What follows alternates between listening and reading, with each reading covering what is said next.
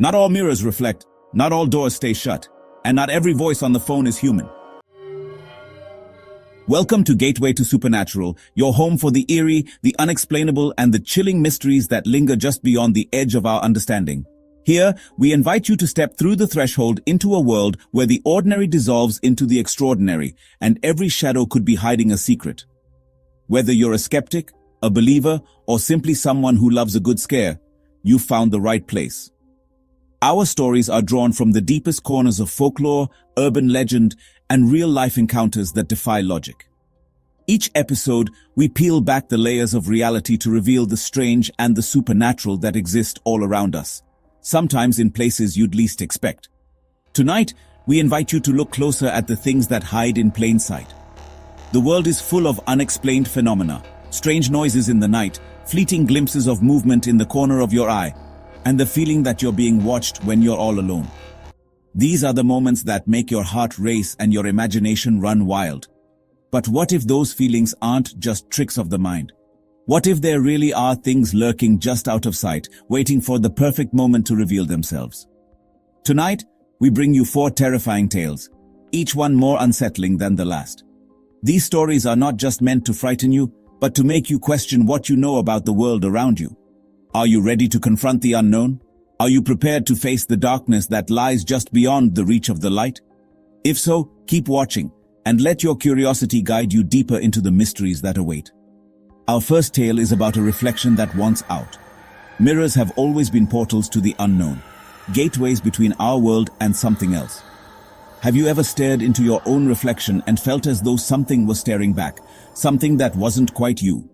In this story, a simple glance in the mirror becomes a chilling encounter with a presence desperate to escape its glassy prison. What would you do if your reflection started acting on its own, or if you saw a face in the mirror that wasn't yours? Next, we explore a room that shouldn't exist. Imagine discovering a door in your home that you've never seen before. A door that leads to a place that defies the laws of physics and reason. Some rooms are better left unopened, and some doors should never be unlocked. In this tale, curiosity leads to terror as the boundaries between reality and nightmare blur, and the protagonist must confront the consequences of venturing where no one was meant to go. Our third story is about a call you should never answer. Phones connect us to the world, but sometimes they can connect us to something else entirely. What if you received a call from a number you don't recognize, and the voice on the other end knows things about you that no one else could? Would you answer, or would you let it ring? In this chilling account, a simple phone call becomes a lifeline to the supernatural, and the consequences of picking up may be more terrifying than you could ever imagine. And finally, we present a mask that remembers your face. Masks are meant to conceal, to transform, to protect. But what if a mask could do more than that? What if it could remember everyone who ever wore it and hold on to a piece of their soul? In this haunting story, an ancient mask becomes the vessel for memories, secrets, and something far more sinister. Once you put it on, you may never be able to take it off, or escape the gaze of the mask that knows you better than you know yourself. So settle in, turn down the lights, and prepare yourself for a journey into the unknown. The gateway is open. Will you step through? Get comfortable, dim the lights, and whatever you do, don't blink. They say mirrors are harmless, just glass and silver, until something on the other side smiles back. When I first moved into this apartment, I wasn't expecting much. The building was old, the kind of place that had seen better days decades ago. The hallway smelled faintly of mildew and something I couldn't quite place. Maybe old wood, maybe something else. But the rent was cheap, and that was all I could afford. I remember standing outside at dusk, looking up at the faded brick and the dimly lit windows, wondering what stories these walls could tell. I told myself I'd only be here for a few months, just long enough to get back on my feet. But as I stepped inside, the air felt heavy, almost as if the building itself was watching me. The apartment itself was nothing special. The floors creaked with every step, and the walls were thin enough that I could hear my neighbors arguing late into the night. The bathroom was the worst part, small, cramped, and barely lit by a single flickering bulb. The mirror above the sink was warped, its surface rippling and distorting my reflection. It looked like something out of a funhouse, but I didn't care. I figured I could live with a little weirdness if it meant saving money. After all, it was just a mirror. Or so I thought. I paid the rent in cash, handed it over to the landlord who barely looked me in the eye. He just counted the bills, nodded, and left without a word. I started to settle in, unpacking my few belongings and trying to make the place feel like home. It wasn't much, but it was mine. I told myself I'd get used to the noises, the drafts, the way the light never seemed to reach the corners of the rooms. I needed space, and this was all I could afford. I tried not to think about the strange feeling that lingered in the air, the sense that I wasn't entirely alone. One night, after a long day, I found myself standing in that cramped bathroom brushing my teeth. The light above me buzzed and flickered, casting strange shadows on the walls. I stared into the warped mirror, watching my reflection move in time with me, distorted and strange. I tried to ignore the way the glass seemed to bend and twist my features, making me look like a stranger in my own skin. I told myself it was just the glass, just a trick of the light. But I couldn't shake the feeling that something was off. And then, as I brushed, I noticed something that made my blood run cold. My reflection wasn't brushing back. My hand moved, the toothbrush scraping against my teeth. But in the mirror, my reflection just stood there, perfectly still. Its eyes locked onto mine, unblinking, watching me with an intensity that made my skin crawl. For a moment, I couldn't move. I just stared, heart pounding, as the figure in the glass watched me. It was as if the mirror had become a window, and something on the other side was looking out. I tried to tell myself it was just my imagination, just a trick of the warped glass. But deep down, I knew something was wrong. Something in that mirror was watching me, and it wasn't me. I froze, blinked, gone. I blamed stress, a trick of the eye, but it came back the next night and smiled. I backed away. I wasn't smiling. I was terrified. It lifted a hand, pressed it against the glass. And then, I felt a cold hand touch the back of my neck. I turned. Nothing there. Turned back. My reflection was gone. But the bathroom in the mirror showed the door creaking open. Mine was still shut. That night, as I drifted into uneasy sleep, my mind conjured a nightmare so vivid it felt more real than waking life. I found myself standing inside the mirror, not in front of it, but within its cold, suffocating confines. The glass pressed against my skin, unyielding and icy, as if the world outside was forever out of reach. I screamed, my voice echoing endlessly, bouncing back at me from the slick, reflective walls. My hands pounded desperately against the barrier, leaving smudges and streaks that faded as quickly as they appeared. I could see my own face, twisted in terror, but it wasn't just me. There were other faces, flickering in and out of the foggy surface, all of them screaming, all of them trapped. The air was thick with panic, and every breath felt like inhaling shards of glass. I clawed at the mirror, nails scraping, but there was no escape. I was trapped, utterly and completely in a prison of my own reflection. And then, as if the nightmare had a will of its own, I saw something on the other side. It was wearing my face, but it wasn't me. Its eyes were too dark, its smile too wide, and its movements just a fraction too slow, like a puppet learning to mimic its master. I watched in horror as it pressed its hands against the glass, mirroring my every move, but with a sinister precision that made my skin crawl. It studied me, tilting its head, as if trying to understand what it meant to be me. I realized with a jolt of terror that it was watching me just as intently as I was watching it. I was the specimen, the curiosity, the thing to be imitated. The longer I stared, the more I felt my own sense of self slipping away, replaced by the cold, calculating gaze of the thing in the reflection. When I finally jolted awake, heart pounding and drenched in sweat, the room was silent. But something was wrong. The mirror across from my bed gleamed in the darkness, its surface spotless, almost unnaturally so. It was as if someone, or something, had polished away every trace of dust, every fingerprint, every smudge. The glass seemed to glow with a cold, eerie light, drawing my gaze despite my fear. I stared at it, half expecting to see that other face staring back at me, but all I saw was my own reflection, pale and shaken. Still, the sense of unease lingered, a prickling at the back of my neck that refused to fade. My eyes darted to the towel rack. The towel I'd thrown over the mirror the night before, in a desperate attempt to block out its gaze, was gone. I remembered draping it carefully, making sure not a single inch of glass was exposed. Now the rack was empty, the towel missing, as if it had simply vanished into thin air. I searched the room, my hands trembling, but there was no sign of it. The mirror stood uncovered, bold and unblinking, daring me to look away. Panic surged through me. My mind raced with possibilities. Had someone come into my room while I slept? Or was it the thing from my dream, crossing over into my world? I couldn't take it anymore. Driven by a mix of terror and rage, I stumbled to the closet and grabbed the heaviest hammer I could find. My knuckles whitened around the handle as I approached the mirror, every instinct screaming at me to destroy it before whatever was inside could escape. With a cry, I swung the hammer at the glass. The mirror shattered with a deafening crash, splintering into 1,000 jagged shards that rained down onto the floor. Each piece caught the light, reflecting a different fragment of my face, a kaleidoscope of fear and relief. I smashed it again and again, until nothing remained but broken glass and the echo of my own heartbeat. Only then did I feel the grip of the nightmare begin to loosen, though I knew deep down that some reflections can never truly be destroyed. Moved out the next morning, but even now in phone screens, dark windows, sometimes I catch a glimpse, someone who looks like me, smiling, waiting. Don't trust your reflection, because one day, it might not be yours anymore. Why do 90% of haunted hotel stories start with a single forbidden room? Why do the brave or the foolish always open the door? And why did I ignore every warning about room 313?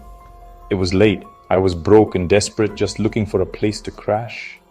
The motel was ancient, peeling paint, flickering lights, and a front desk clerk with eyes that darted everywhere but mine. Room 311, she said, sliding me a key. Don't go near 313. I tried to laugh it off, but her voice never wavered. It doesn't exist anymore. That night, sleep was impossible. Tapping behind my wall, whispers that didn't fit any living voice. I stepped into the hallway, heart pounding. Room 313. Door cracked open, as if it was waiting. I stepped inside. Dust coated every surface except for the mirror, rippling like water. I stared. My reflection smiled, but I didn't. It raised its hand. Mine stayed still. Then the room was empty, except for my reflection, standing alone. I tried to run. The door wouldn't budge. My reflection walked away, leaving me nowhere. Room 313 is still there. No one checks in, no one checks out. If you see that door open, keep walking. Exposing the truth behind the mirror. What if your reflection wanted more than to copy you? What if, instead of being a silent twin, it was waiting for the perfect moment to break free? Mirrors have always been portals to the unknown, gateways to secrets we're not meant to see. I will never look into my own eyes the same way again. Here's why. Sometimes, when you stare long enough, you start to wonder if the person looking back is really you, or something else entirely. This is story 3, and it's darker than the rest. It's a story about identity, about the thin line between what's real and what's just a reflection. I was cleaning out my grandma's attic when I found a room covered in mirrors. The air was thick with dust, and every surface seemed to shimmer with secrets. It felt like I'd stumbled into a forgotten world, one that had been waiting for someone to open the door. In the middle, a note: "Do not look into your own eyes." The handwriting was shaky, desperate, as if whoever wrote it was trying to warn me from beyond the grave. I laughed, then I looked. I thought it was just an old superstition, a silly warning from a time when people believed in ghosts and curses. Suddenly I was falling, right through the glass. The world shattered around me and I felt cold hands pulling me into the darkness behind the mirror. I woke up in the same room, but everything was wrong. The air was colder, the light was strange, and the mirrors seemed to watch me with hungry eyes. The mirrors showed twisted versions of me, crying, bleeding, smiling with too many teeth. Each reflection moved on its own, as if it had a mind and a story I could never understand. I tried to leave. Every door brought me back. No matter how many times I ran, I always ended up in front of another mirror, facing another version of myself. Then, one version of me stepped out of the mirror. It was like watching a shadow come to life, a part of me I never wanted to meet. It smiled and whispered, "Finally." Its voice was my own but twisted, echoing with years of longing and resentment. I woke up in my bed. Sunlight streamed through the window, and for a moment I thought it was all just a nightmare. But my reflection was gone. The mirror was empty, a blank space where I should have been. Never stare too long into your own eyes. You might see something you can't forget. because the one staring back might want out. And once it's free, you may never get your place back again.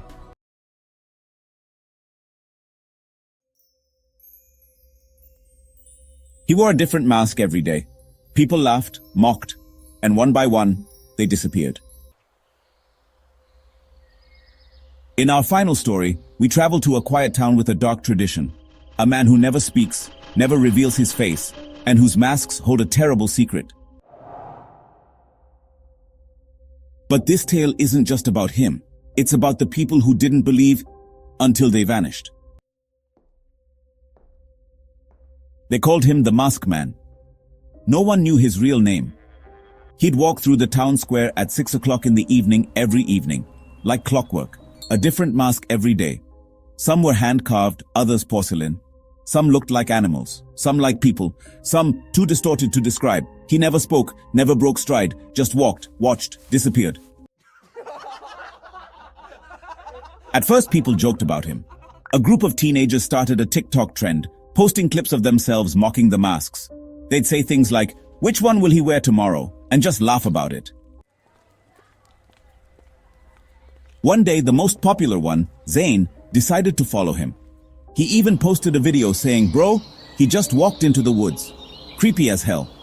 And well, that was the last time anyone saw Zane. The whole town searched for him. All they found was his phone, right at the edge of the forest. The very next day, the masked man wore a new mask. It looked just like Zane. Too perfect, too still. And, then there were more disappearances. A grocery clerk who had laughed at the masked man on Halloween, a bus driver who blocked his path and called him a freak. Both gone. And every single time, a new mask appeared, eerily resembling the missing person. The town grew quiet. No one mocked him anymore. Marla, the town librarian, started investigating. She went deep into town records, way back to the 1800s. She found an old journal from Elias Crane, a renowned mask maker and spiritualist. And well, one entry really stood out. To preserve the soul, carve its likeness in devotion, bind it with fire and breath. When the time comes and all are gathered, I shall wear my own face again. Elias disappeared in 1872, unsolved. The last page was dated exactly 150 years ago, to the day. So, Marla's obsession just kept growing, She started following the masked man, trying to figure out what he was up to. Every single time, he ended up at that old mill outside of town, the one that burned down like decades ago. And well, inside, she finally found it. Dozens, maybe even hundreds of masks just lining the walls. All of them looked so lifelike. All of them weirdly familiar. Some of those masks were, actually crying. And get this, some even moved when she turned her back. But then, one of them, it looked just like her. And honestly, it was still warm. She started backing away, her heart pounding like crazy. Suddenly, she dropped her flashlight. The door creaked shut right behind her. She turned around. And there he was. The masked man, just standing in the dark. He raised his hand, holding a fresh mask, her face.